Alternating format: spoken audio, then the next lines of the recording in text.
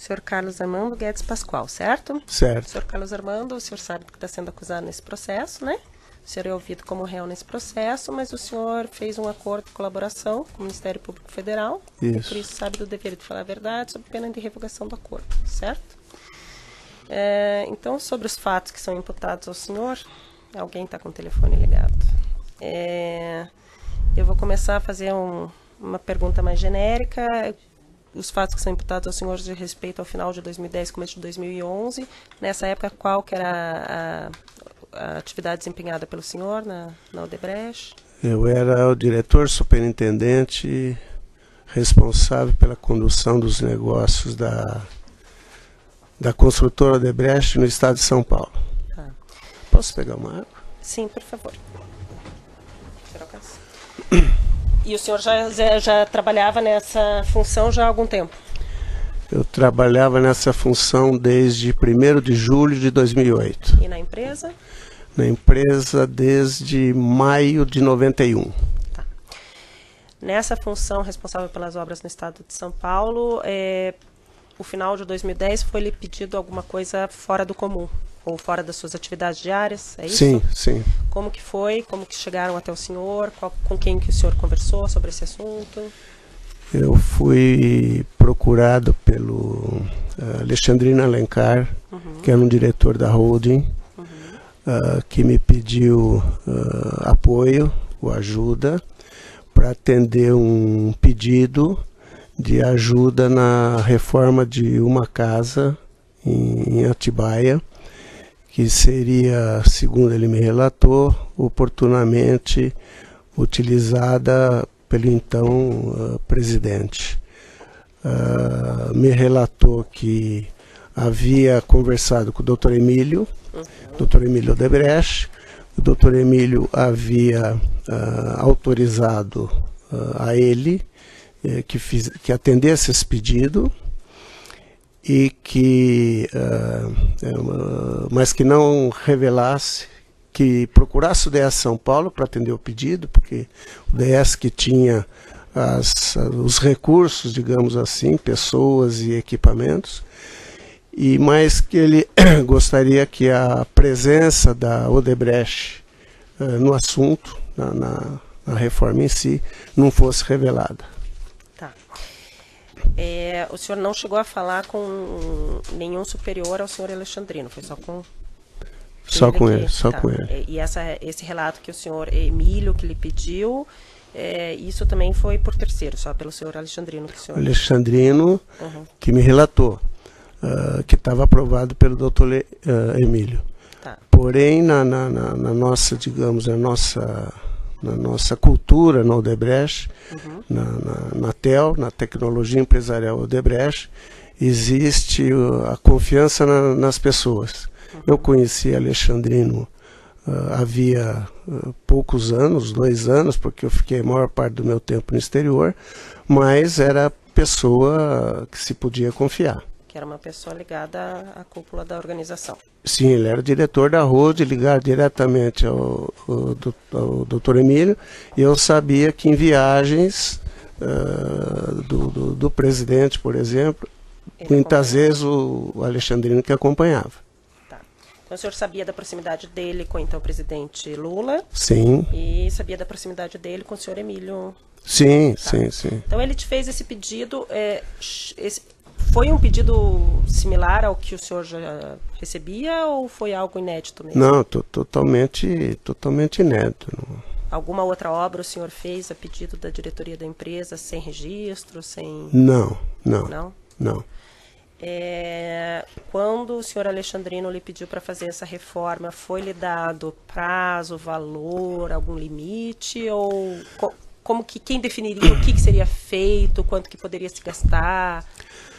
O Alexandrino me disse que não sabia ao certo o que precisava ser feito.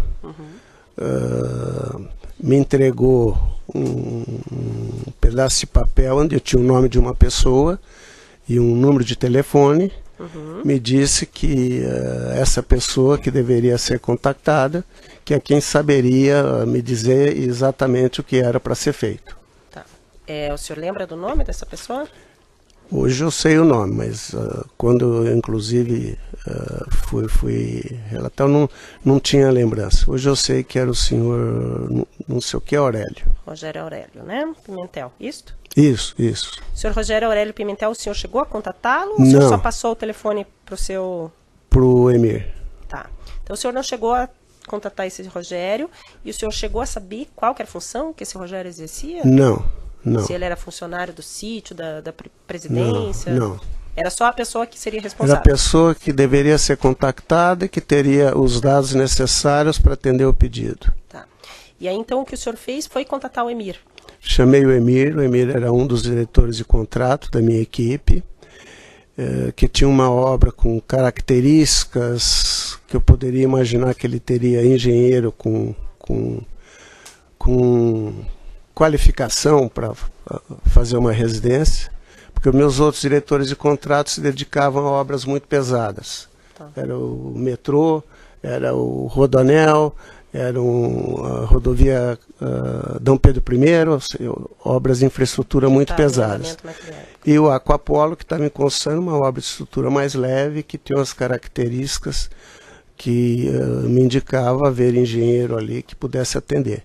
Além disso, tinha uma vantagem relativa da logística, porque Mauá e Atibaia, pelo anel externo, não é tão longe. Tá.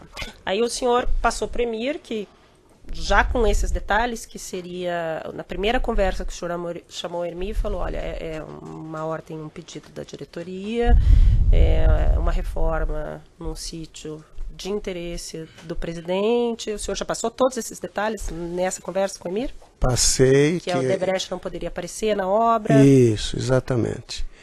E para ele, por favor, contactar a pessoa para a gente tomar ciência da extensão, da complexidade da ajuda. Mas disse a ele para quem era a obra, e disse a ele que estava com aprovação superior.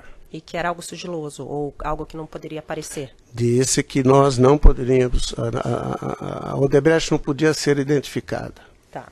O senhor Alexandrino chegou a lhe explicar em razão de que estava fazendo essa obra de interesse do presidente? Se era um favor, se era em troca de alguma coisa? Não. O senhor também não questionou? Também não questionei. Tá. Esse tipo de pedido que vem muito de cima, não dá para questionar, né? Tá. Aí o senhor Emir relatou aqui que ele chamou um outro engenheiro, né, que estava subordinado a ele, que é o senhor Frederico, que foi quem, de fato, tocou a obra. Essa escolha do senhor Frederico passou pelo senhor? Foi responsabilidade só do seu Emir? Eu não me recordo, mas caso o Emir tivesse me consultado, eu aprovaria totalmente, porque eu conhecia todos os engenheiros estratégicos da minha equipe, eu conhecia. E o Federico eu sabia, inclusive, que já tinha feito obras com essas características. E ele era o gerente operacional, o gerente de produção do Aquapolo. Tá. O senhor chamou o Emir para conversar. Quanto tempo depois que veio a resposta do Emir dizendo é possível, vamos precisar de tantos mil? Quanto tempo depois dessa primeira conversa? Olha, a conversa que eu tive com o Emir foi no começo da segunda semana de outubro. E o Emir me procurou para dizer do que se tratava o assunto, mais ou menos uns 5, 6 dias depois. No primeiro dia, digamos, da semana subsequente. Tá. E já te deu uma ideia de valor que precisaria ser gasto? Eu tinha dito inicialmente a ele que seria uma ajuda simples. Uhum. Quando ele me procura, preocupado, ele me diz, ô chefe, a coisa não é tão simples. Uhum. Vai custar uns 500 mil reais e o contato lá estava pretendendo que fosse feito tudo até o final do ano e não é possível. Uhum. Esse prazo é muito exíguo, nós precisamos de pelo menos 30 dias. Falei, tá bom. Então você começa a imaginar a mobilização, e eu vou ver como é que faz com esse dinheiro. porque eu não tinha nenhum interesse pessoal em atender o pedido. Daí voltei, e tinha um problema do prazo, né?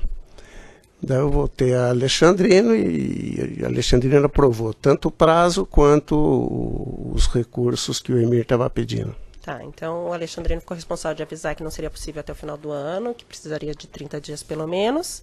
Isso. Falou tudo bem, toque assim, e falou 500 mil, tudo bem também. Isso. O senhor sabia como seria providenciado esses 500 mil? Não, esses 500 mil, se o Odebrecht não podia aparecer, não haveria um contrato. Não havendo um contrato, eu recorri à área financeira que cuidava dos recursos, digamos, denominados de Caixa 2. Tá. O senhor sabia da existência desse setor de operações estruturadas da Odebrecht? Não, naquela época não sabia, desconhecia esse nome. Aliás, eu vinha conhecer esse nome pela imprensa, agora 2016 que começou a se falar.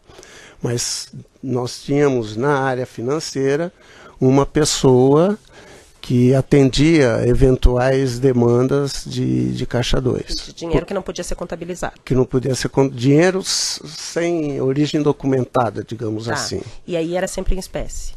Sempre em espécie. Tá. Pelo menos no que me dizia respeito no estado de São Paulo. Tá. Pode então ser o senhor já teve que recorrer a essa tesouraria ou outras circunstâncias? Sim. Tá. Especificamente nesse caso, quem que era esse contato? Quem que era essa pessoa que o senhor contatava? O Ubiraci Santos. O senhor Ubiraci Santos. E o senhor passou para o Emir ou o Ubiraci passou para o senhor os valores? Como que eram feitos? Não, a coisa funcionava da seguinte maneira, ou nesse caso especificamente funcionou da seguinte maneira.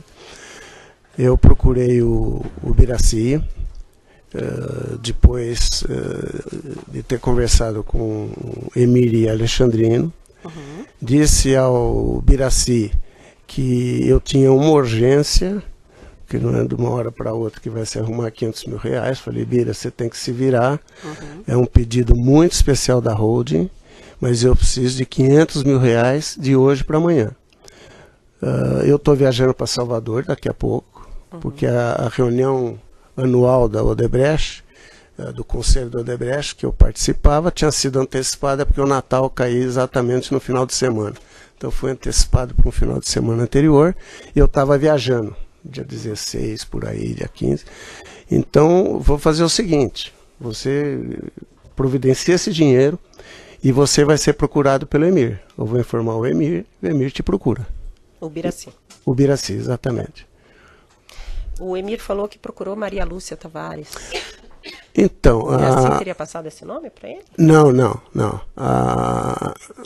A Maria Lúcia, digamos, era a ponte do Bira que operacionalizava esses recursos.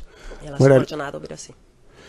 Eu não sei se era par ou se era subordinada. O fato concreto é que o Ubiraci, até onde eu pude entender, ele fazia o planejamento das demandas, das necessidades, mas ele não operacionalizava. Entendi. E o Ubiraci conversava conosco, com os DS.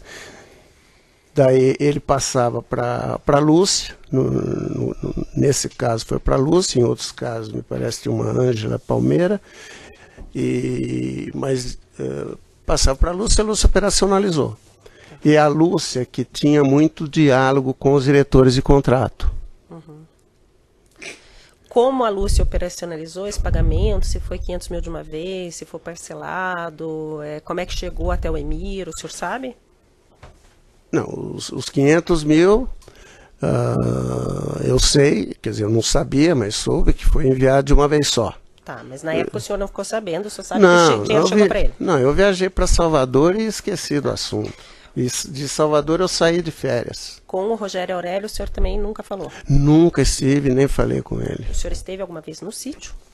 Não, nunca. Também nunca esteve no sítio. O senhor chegou a conhecer o senhor Fernando Pittari, em nome de quem o sítio foi registrado? Não conhece? Não conheço. Quando terminou a obra, pelo que consta aqui em janeiro, O Emir chegou a prestar contas para o senhor? Não, não.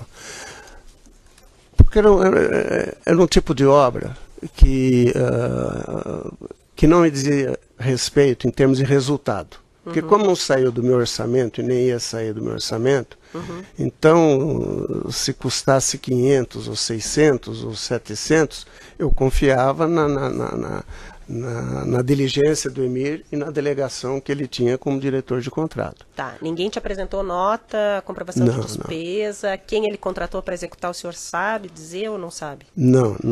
Todos os pormenores da execução? Não, nada. O senhor não sabe de nada? Não, porque basicamente o papel do diretor superintendente ele é muito mais político e estratégico do que... E tudo que diz respeito à obra, a gente, mesmo as obras, digamos, formais, a gente não entrava muito em detalhe. Naquela época, a minha preocupação, me recordo bem, era que estava trocando o governador, no dia 1º, trocava o governador, assumia o Dr. Geraldo Alckmin. Eu tinha vivido 17 anos no exterior, não tinha quase que relacionamento em São Paulo, precisava agilizar e de alguma maneira estabelecer networks, porque ia trocar secretários, governador, e eu estava com 3 contratos muito grandes em São Paulo, com muitos problemas, e que eu tinha que deixar algum registro para tentar a solução daqueles problemas. Então a obra do sítio em si, para mim, foi assim uma pena, que eu atendi um pedido do acionista controlador. Tá. Os 200 mil complementar, que o senhor Emir disse que precisou do orçamento inicial da obra, ele avisou o senhor intermediou alguma coisa nessa questão? Eu não me recordo disso. Não se recorda, tá. O senhor Emir falou aqui que em abril a obra teria terminado em janeiro. Em abril, depois ele achou que pode ser em março, ele foi chamado pelo senhor Alexandrino para ir no escritório do senhor Roberto Teixeira. O senhor soube dessa questão? Não soube.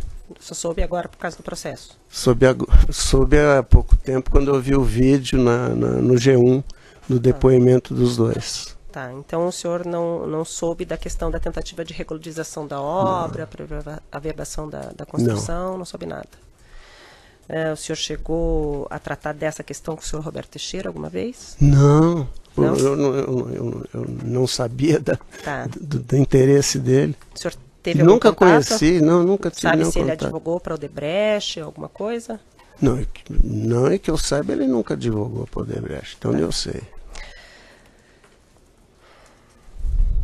Então, o seu contato em relação a essa obra do sítio foi exclusivamente com o senhor Alexandrino e com o senhor Emir? Isso, exclusivamente. E, eventualmente, com o senhor Ubiraci? Sim, o Ubiraci uma vez para pedir os 500 mil reais e, eventualmente, mas por mais que eu tenha me esforçado para checar se eu participei do assunto 200 mil, eu acho que não. Muito embora o Emir tinha delegação para isso. Tá. Com relação às notas fiscais que foram apreendidas na residência do senhor ex-presidente, que tem relação com a obra, o senhor tem algum conhecimento? Foram apreendidas na busca e apreensão na residência do senhor presidente algumas notas fiscais que têm relação com essa obra de reforma nesse sítio. Sim.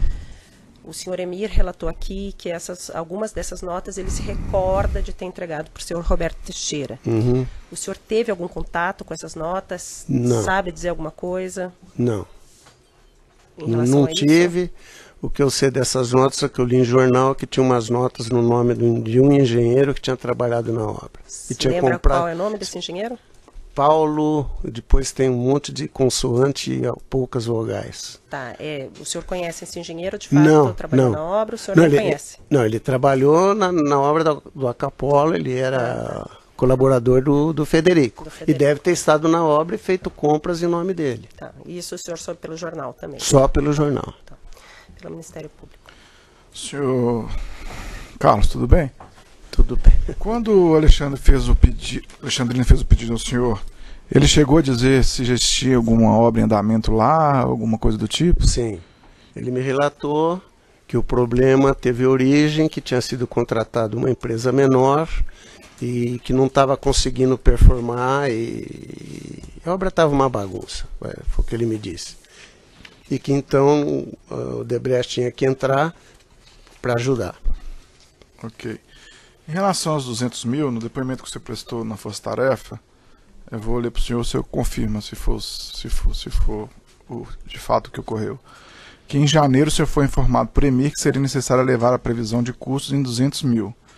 Que no retorno das suas férias o colaborador foi informado por EMIR que os serviços de reforma foram realizados e entraram no 1º de janeiro e que para isso EMIR e Alexandrino se comunicaram diretamente. Que o objeto da reforma foi concluído como planejado, apesar de adicionar 200 mil reais. Era isso mesmo? Sim. Como eu relatei antes, eu saí de férias, voltei para a posse do governador, que foi no dia 1º, e agora, recentemente, eu pude confirmar essa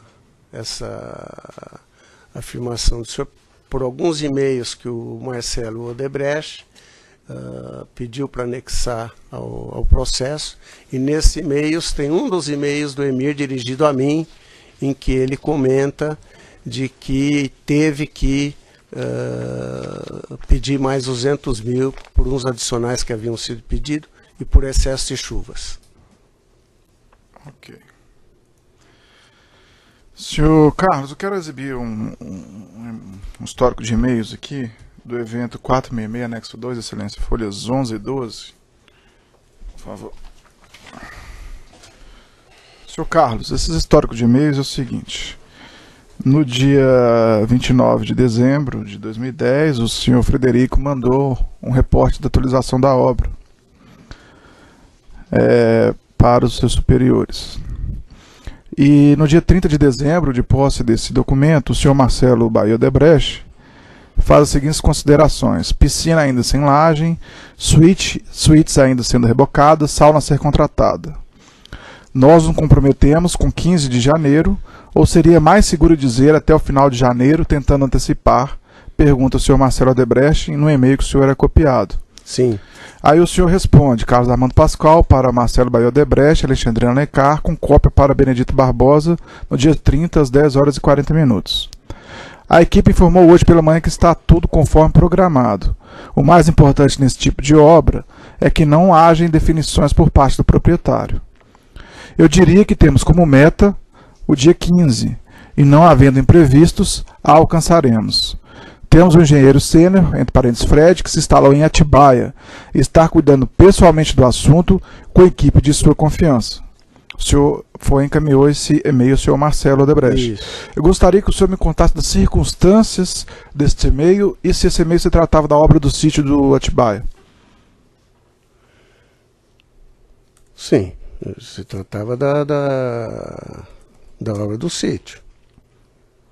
E essa questão da meta do dia 15, por que o Marcelo estava preocupado com isso, o senhor sabe? Não, o Marcelo sempre foi muito cioso dos compromissos que a Odebrecht assumia. E às vezes ele entrava em pormenores, em detalhes, querendo questionar um problema técnico do engenheiro da obra. E Marcelo também trabalhou em obra e ele achava estranho que a piscina ainda estava sem a laje, que estava fazendo reboco em alguns cômodos da casa e que nós estivéssemos nos comprometendo com o dia 15, que a equipe estivesse comprometendo com o dia 15.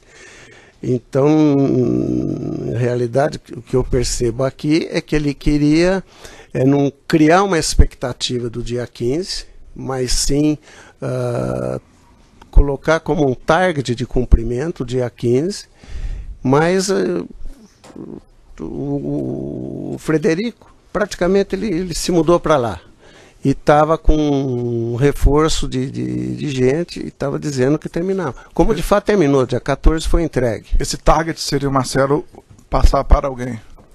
Seria, pelo que eu entendi, tem outros e-mails aí, era para ele passar para o pai, que ia ter um encontro com o presidente no dia 30, E o doutor Emílio, o Marcelo, gostaria que o doutor Emílio comentasse o andamento da obra, como estava indo.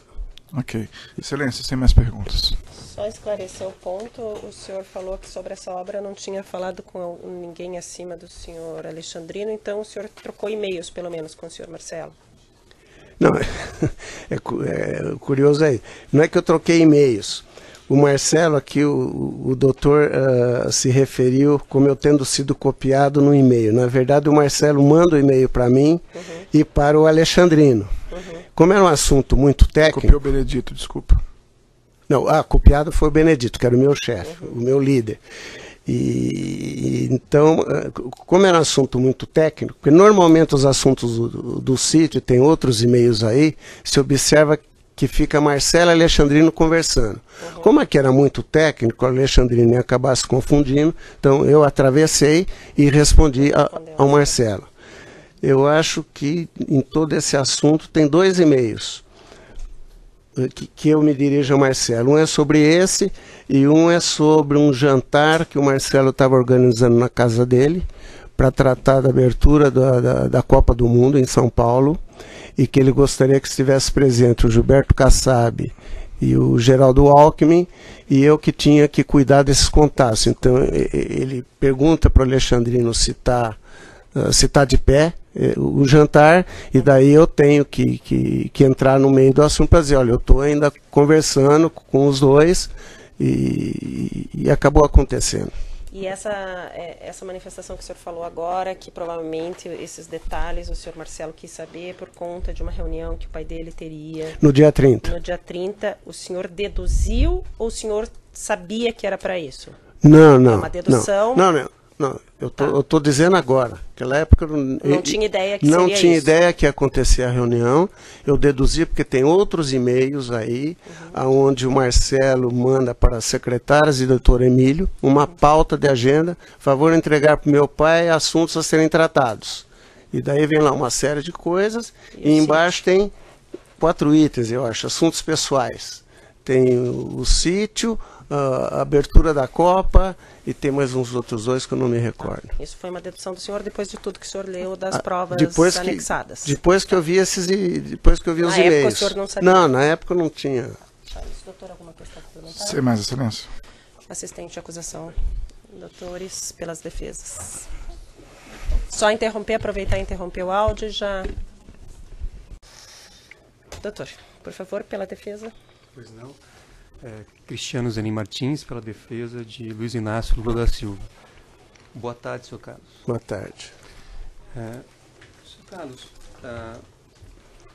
o senhor aqui figura como acusado nesses autos e acredito que tenha lido a denúncia feita pelo Ministério Público. Ou tomou conhecimento? Tomei conhecimento. Certo. O senhor, não sei se recorda, mas na denúncia o Ministério Público faz referência a 4 contratos que foram firmados entre a Petrobras e o grupo Odebrecht. Sim. Eu vou dizer ao senhor quais são. Consórcio Reneste e Coneste. Consórcio Reneste Coneste UDAS. Consórcio Comperge. Consórcio TUC. Eu pergunto ao senhor, o senhor participou da celebração desses contratos em qualquer das fases, seja licitação, contratação ou execução? Não, doutor, porque esses contratos não ficavam no âmbito do meu negócio. Esses contratos ficavam no âmbito da Odebrecht, obras industriais, não me recordo o nome exato, mas a minha área era obras e infraestrutura. Qualquer obra que dissesse respeito à Petrobras não era da minha seara. Não passava pelo senhor? Não. Absolutamente nada? Nada. Nem se tivesse fazer uma guarita em frente à Petrobras, vinha para mim. Certo. Tampouco a gestão dos valores decorrentes desses contratos? Não, menos.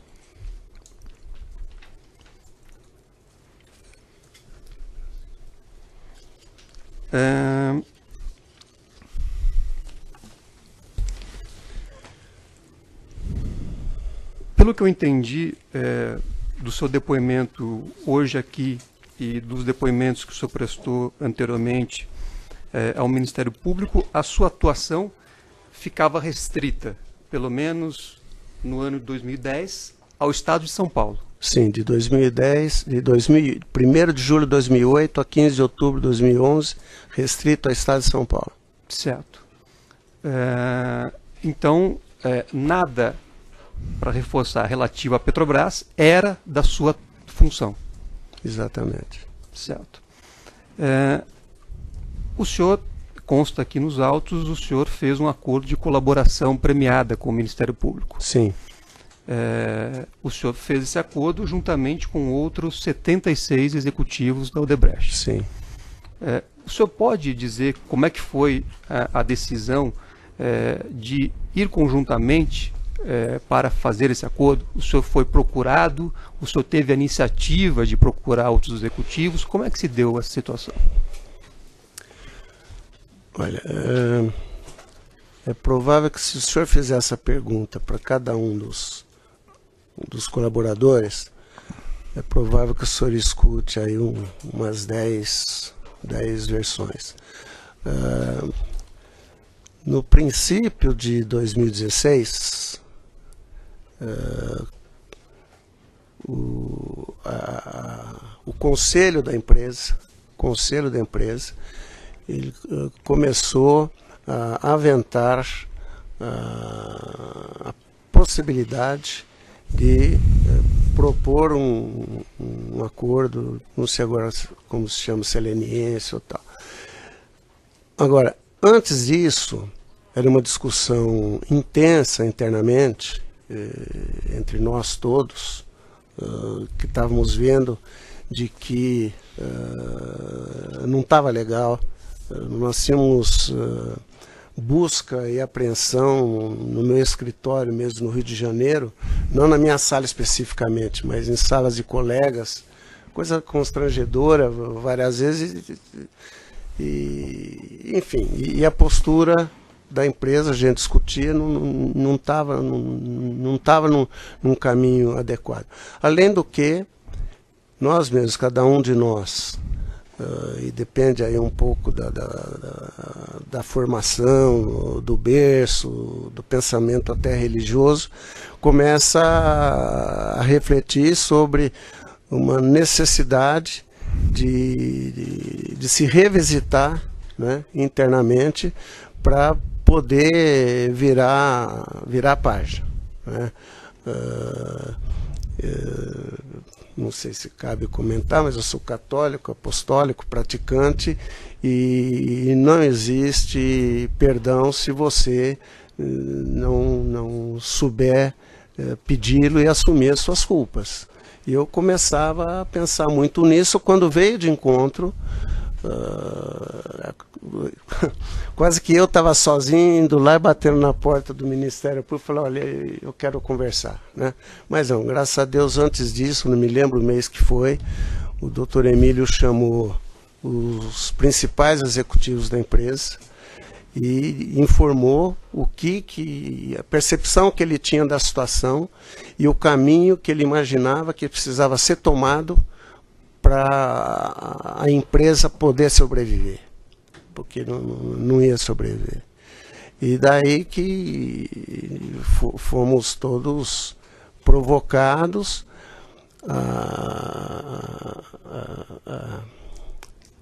a colaborar, né, com os vários dos atos ou delitos que cada um de nós havíamos participado. Foi quando agosto, setembro de 2016, que eu conheci o Drauzes, uma maior surpresa, um susto, né, que imagina existisse um negócio daquele. E o fato é que preparei as minhas colaborações, que eu achava que eu podia colaborar, e basicamente foi assim, até que em dezembro eu assinei a minha colaboração, junto com os demais 76. Eu diria que, talvez respondendo de uma maneira bem objetiva e pragmática, eu não fui obrigado a nada, eu fui talvez provocado, e uma provocação que veio de encontro a um sentimento íntimo que eu tinha. Certo.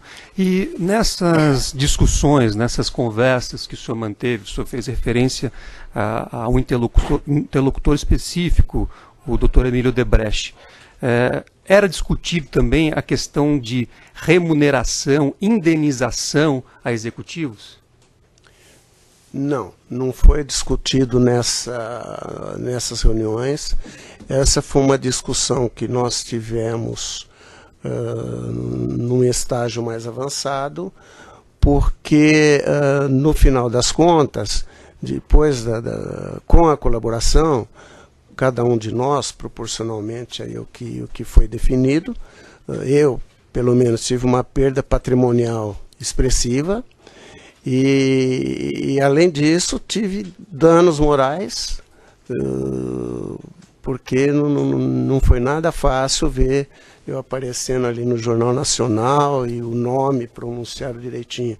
Foi quando eu comecei a refletir sobre, ok, minha consciência está legal agora, mas só que eu perdi dinheiro, vou ter problemas com advogados, etc, etc. Daí eu fiz um acordo com a empresa e tive negociado uma indenização com a contrapartida de que eu não movesse uma ação contra a empresa. Certo. Qualquer que fosse o resultado. E esse acordo foi antes ou depois do senhor assinar a sua colaboração com o Ministério Público? Foi bem depois. Porque até então, na colaboração, não estava definido todos os detalhes que seriam imputados, o que seria imputado a mim. Certo. E por força desse acordo, o senhor recebeu valores após a sua colaboração e continua a receber? Continuo recebendo porque a empresa não tinha condição de me pagar o que nós acordamos. Então, foi combinado para a empresa ter fôlego, ter fluxo financeiro para poder indenizar. Então, neste momento, o senhor continua recebendo valores? Continuo recebendo o valor que eu negociei lá atrás. E são valores importantes para o senhor, pelo que eu entendi? São valores.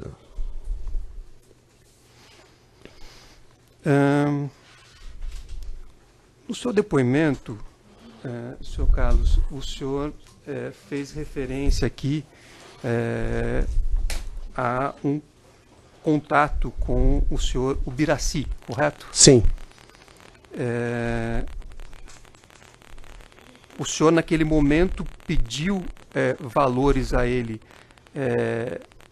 de um departamento de valores não contabilizados ou não? Sim. Essa decisão foi sua? Essa decisão foi minha, na medida em que eu recebi uma orientação de que a presença da Odebrecht não podia ser revelada. Certo. Se a Odebrecht não pode ser revelada, não pode haver um contrato. Se não há um contrato, eu não tenho contra quem faturar. Certo. Se eu não tenho contra quem faturar, só tem uma maneira de trabalhar. Mas a decisão, então, de contactar o Ubiraci foi sua? A decisão de contactar o Ubiraci foi minha. Certo.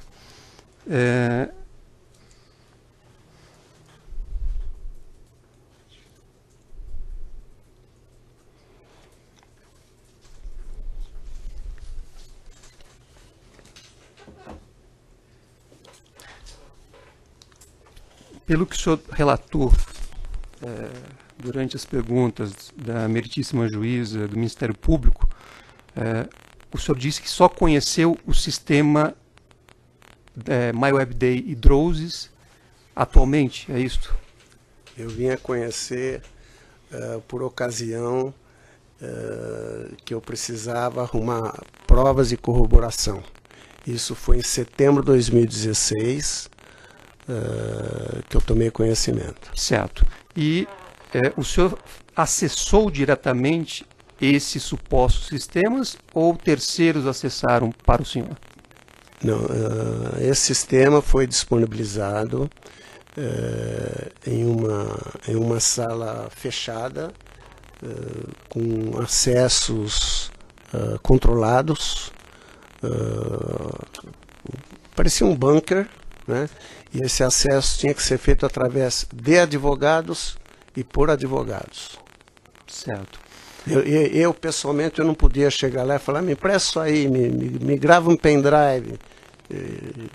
Nunca. Então eu posso concluir que o senhor não teve acesso à suposta cópia ou ao suposto sistema, seja o MyWebDay, seja o Drosis. Não. O senhor pessoalmente não teve? Não, eu pessoalmente não, mas eu vi, eu podia ver as telas. Certo, mas o senhor não pôde, digamos assim, manusear qualquer dos sistemas. Interagir com o sistema, não. Certo.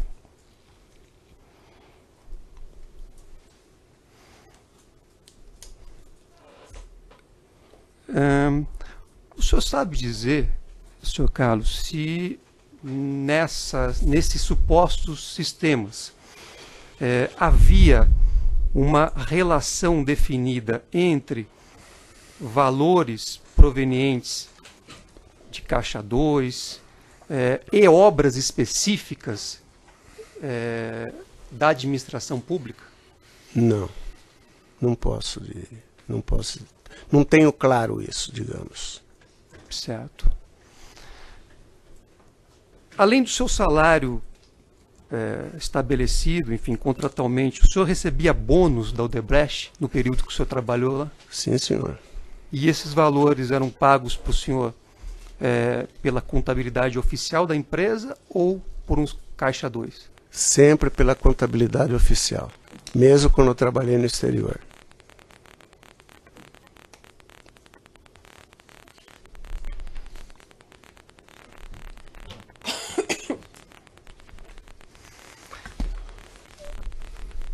O senhor fez referência também no seu depoimento ao projeto Aquapolo. É correto dizer que esse projeto era ligado à Sabesp, uma empresa do estado de São Paulo? Colocar dessa maneira, sim. Mas eu diria que se tem que qualificar melhor. Esse era um projeto pioneiro no Brasil, que tinha por objetivo tomar o que saía de uma estação de tratamento de esgoto e montar uma estação ao lado para promover um tratamento terciário e ter água limpa, água potável. Certo. Mas só, desculpe me interromper, o senhor, o que me importa aqui é só o contratante da administração pública. Quer dizer, quem figurava, o ente da administração pública que figurava nesse consórcio, nessa contratação, era a Sabesp? Não. Era o governo do estado de São Paulo? Não. Eram dois sócios, o Aquapolo, até tenho de lembrança, tinha acho que era uma EPC, uma empresa de propósito específico, que tinham dois sócios. O Odebrecht Ambiental, que era o sócio controlador, e a Sabesp. Certo. Então, a Sabesp, ela era a entidade, digamos assim, da administração pública que figurava nessa contratação. Sim. Não era a Petrobras? Não, não era a Petrobras.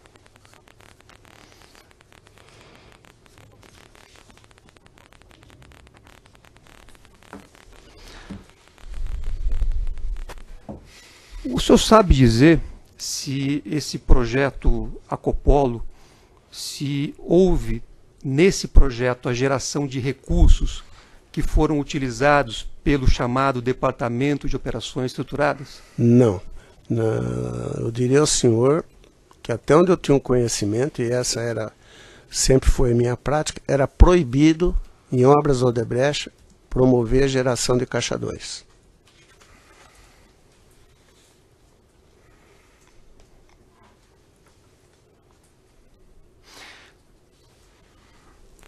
Quando o senhor Ubiraci se comprometeu com o senhor a entregar ou disponibilizar alguma quantia, ele disse para o senhor qual era a origem dessa quantia? Não, não me disse. Então ele não fez nenhuma relação com Petrobras? Não.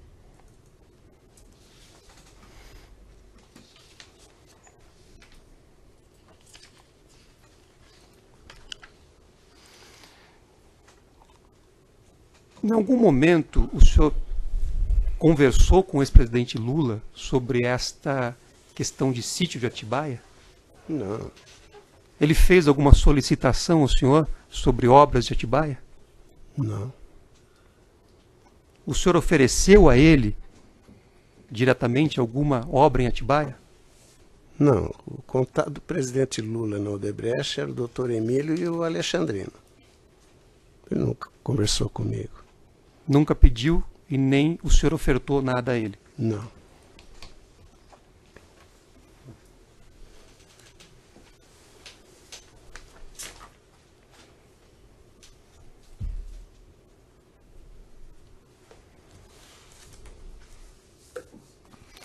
Sem mais perguntas, Excelência.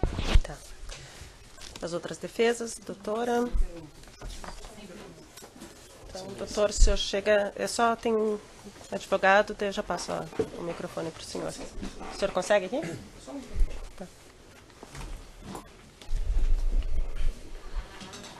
Boa tarde, senhor Carlos. Boa tarde. Só identificar, doutor. Eduardo Sanz, por Marcelo Odebrecht. Senhor Carlos, foi referido uma troca de e-mails do dia 29 de dezembro com o senhor Marcelo Odebrecht. Sim. Minha pergunta é muito objetiva. Antes disso, o senhor teve alguma outra conversa com o senhor Marcelo Odebrecht sobre esse assunto específico? Não. Muito obrigado, excelência. Mais tá. Doutor, consegue... Obrigada.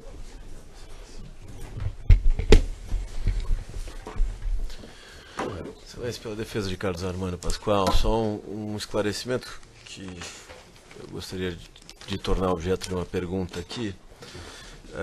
Carlos, o mês de fim de 2010 em que você foi contatado por Alexandrino, e se é que foi no mesmo mês, você fez contato com o Emir, que mês que foi? Dezembro de 2010. Ok, isso aí. Acho que ele falou outubro hoje, né? Teve uma pequena confusão. O senhor falou outubro, mas eu entendi que foi um lapso. Não, acontece. Alguma coisa mais que o senhor queira esclarecer? Não? Só isso então, está encerrado. Doutor, esse retomando.